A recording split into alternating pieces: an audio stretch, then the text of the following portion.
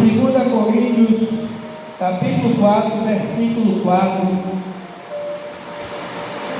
que diz assim: nos quais o Deus deste século cegou os entendimentos dos incrédulos, para que não lhes resplandeça a luz do Evangelho da glória de Cristo, que é a imagem de Deus. Louvado seja Deus. O tema do estudo é o poder de Satanás e dos demônios.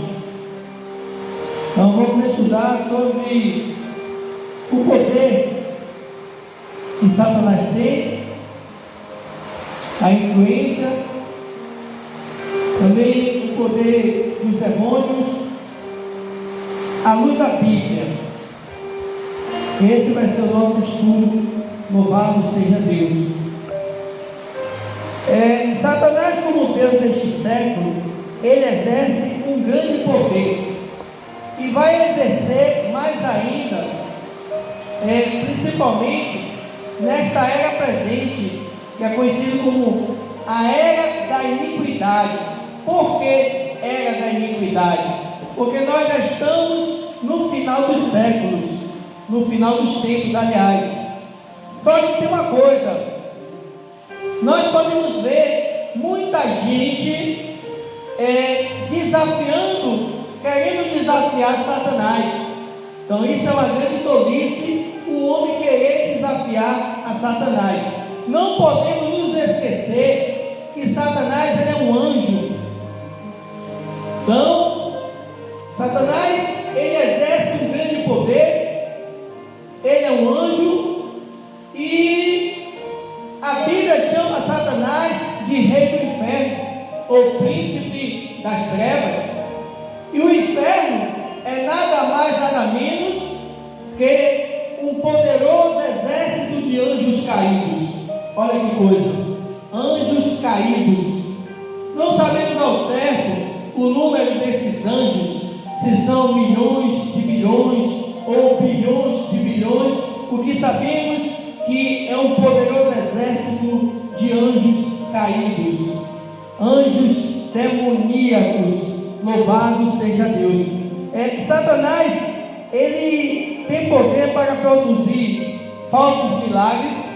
Olha que coisa, sinais, maravilhas de mentiras, e também de produzir benefícios, principalmente a questão da prosperidade. Para que a gente possa ter uma ideia do poder de Satanás, porque é uma tolice o homem querer desafiar Satanás.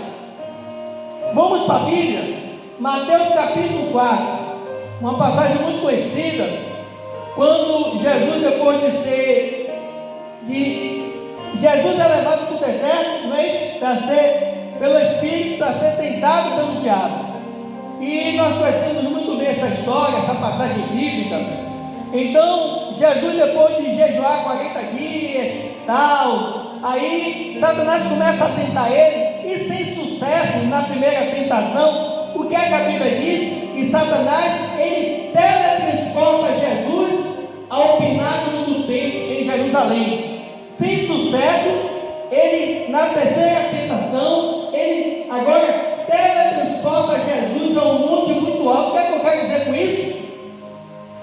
Se Satanás, ele tem poder para teletransportar Jesus, levar Jesus de um lugar para o outro, ou até mesmo, vamos dizer assim, geograficamente, de uma cidade para outra, se ele tem esse poder de teletransportar Jesus, que é o Filho de Deus, o que ele não pode fazer contra a minha e contra a sua vida? Então desafiar Satanás é uma grande tolice. O que nós temos que fazer é vigiar e buscar a presença de Deus, porque Deus, ele é onipotente, onisciente, onipresente, e debaixo das mãos de Deus nós estamos seguros.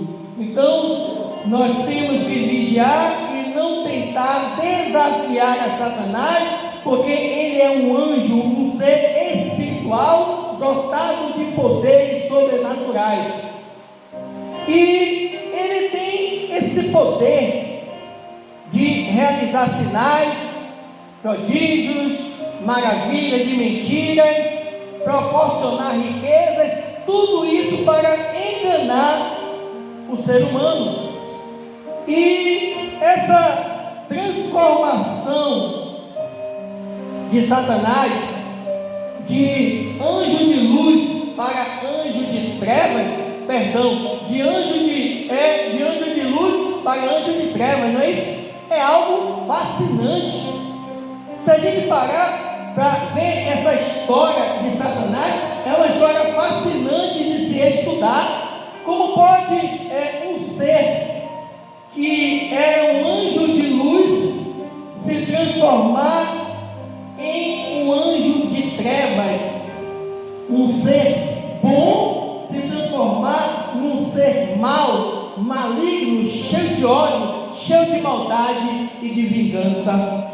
Então é assim tremendo essa história de Satanás. É fascinante estudar e também aprender para poder a gente saber lidar com o império das trevas.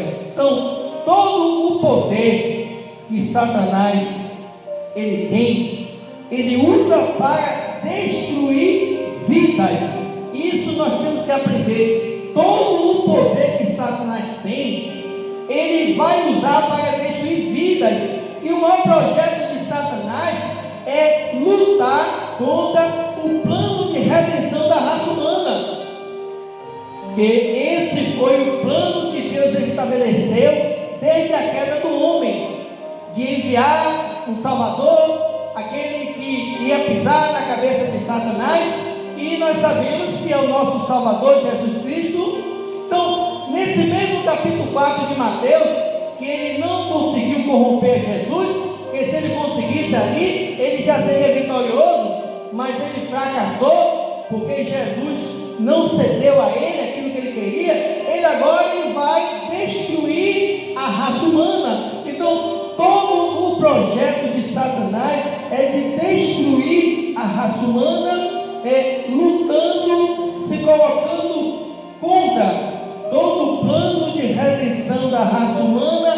E como ele faz isso? Como é que Satanás opera para poder lutar contra o plano de redenção da raça humana? Foi como nós já lemos no capítulo 4, versículo 4 de 2 Coríntios, que disse que o Deus deste século cegou os entendimentos dos incrédulos.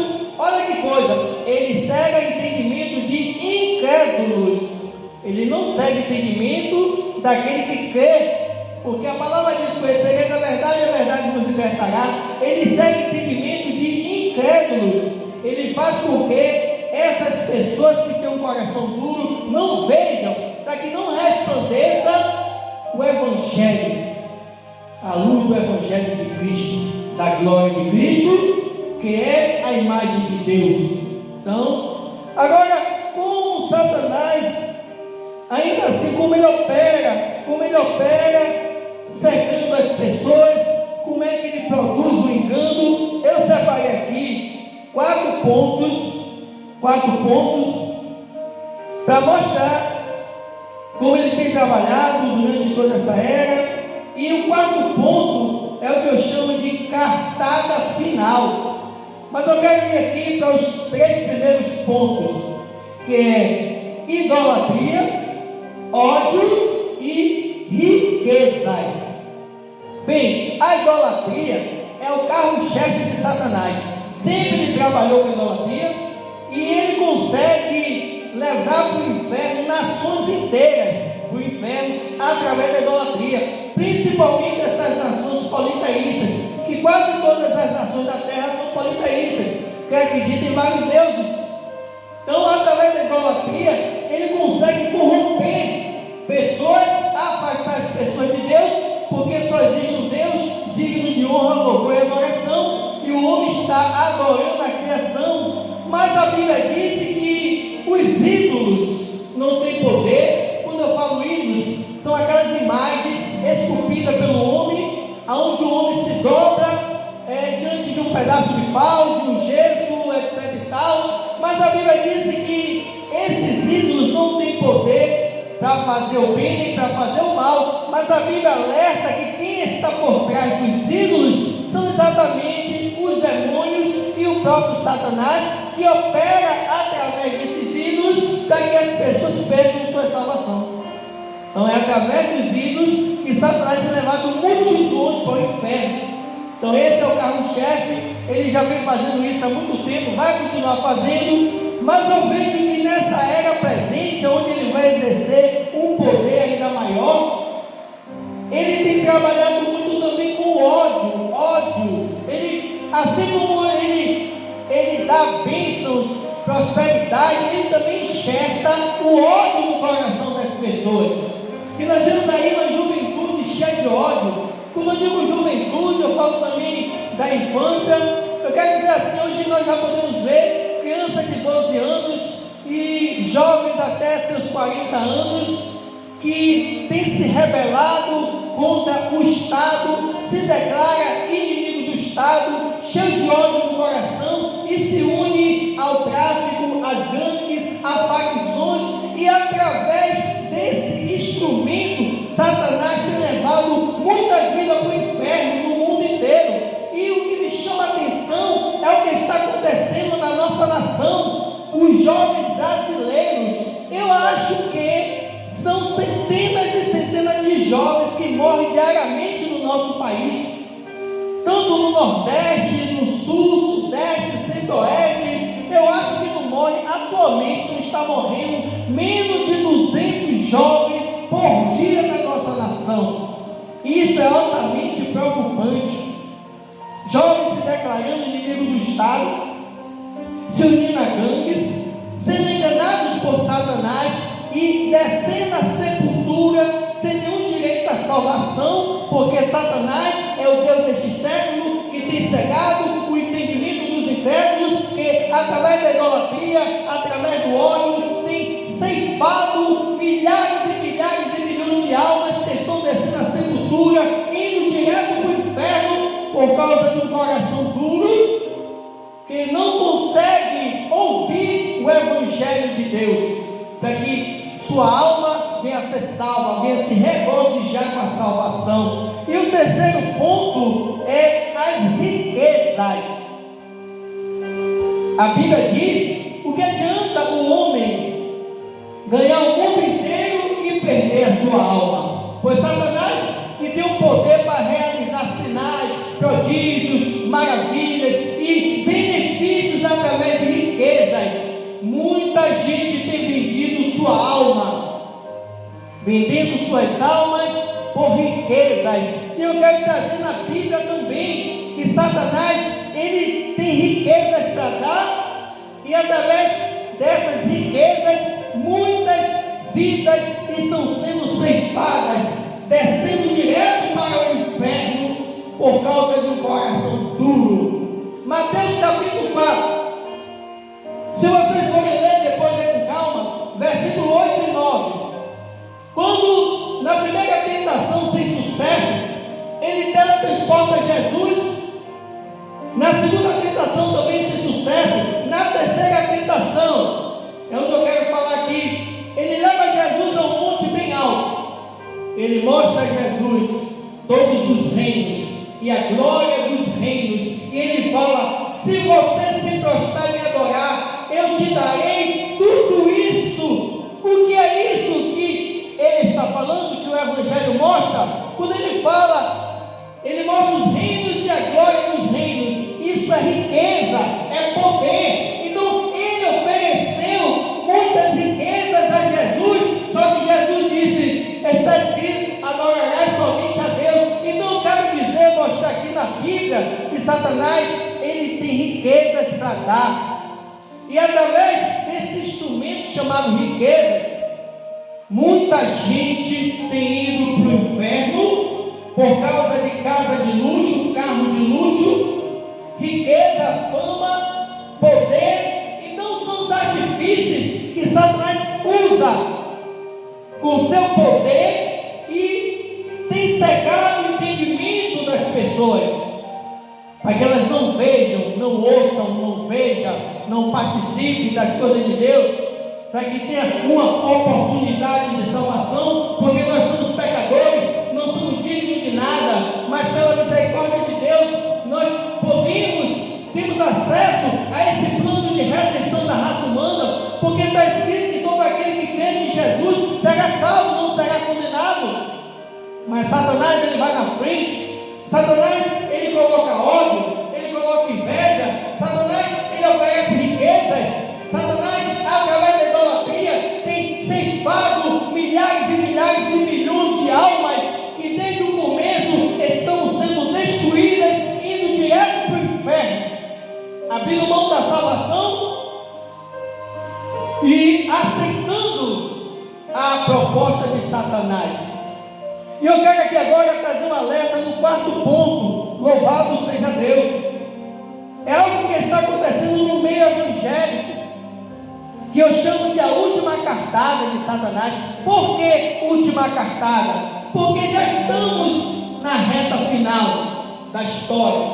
Mas o que eu quero chamar a atenção aqui, que nesse quarto ponto, que eu chamo de a última cartada, nós vimos que com o crescimento do Evangelho, com o crescimento da igreja, eu quero dizer aqui no Brasil, principalmente aqui no Brasil, tem surgido muitos falsos pastores e falsas ovelhas, pessoas que não querem compromisso com Deus.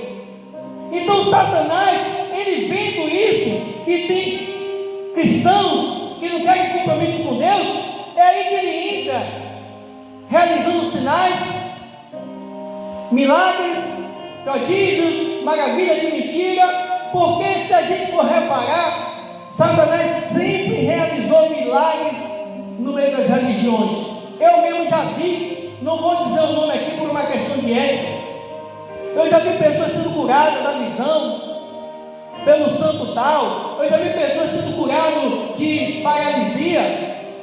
Então isso é uma operação, a própria Bíblia diz que no período da grande tribulação, ele vai realizar sinais e prodígios, e ele já está fazendo isso, porque uma igreja que está crescendo, mas crescendo sem qualidade, sem fidelidade, na verdade, uma igreja que está inchando, onde nós vemos líderes sem capacitação, templos sendo surgindo por aí sem nenhuma infraestrutura. Quando nós falamos de um templo, nós estamos falando de um santuário, e não devemos abrir qualquer lugarzinho para cultuar o nosso Deus. Às vezes é ganância, e Satanás ele vem, ele sabe, através da malícia, do poder que ele tem, da sabedoria que ele tem, ele consegue ver o coração do homem, se realmente quer compromisso com Deus ou se não quer compromisso com Deus. E quando ele vê que a pessoa não quer compromisso com Deus, ele começa a operar na vida dessa pessoa. Então nós não devemos servir ao nosso Deus somente por causa dos milagres. Nós devemos servir ao nosso Deus porque Ele é um Deus poderoso, digno de todo louvor, digno de toda adoração, porque Ele é Deus, foi Ele que fez os céus e a terra, foi Ele que nos fez e não nós que fez a nós mesmos. Então nós não devemos servir a Deus por causa somente dos milagres, mas ainda que Ele não faça milagre em nossas vidas, Ele é Deus, e o maior milagre que pode existir é a nossa salvação, é na condição de pecador, nós recebemos a vida eterna. Então a única forma de combater Satanás, de neutralizar todo o poder de Satanás,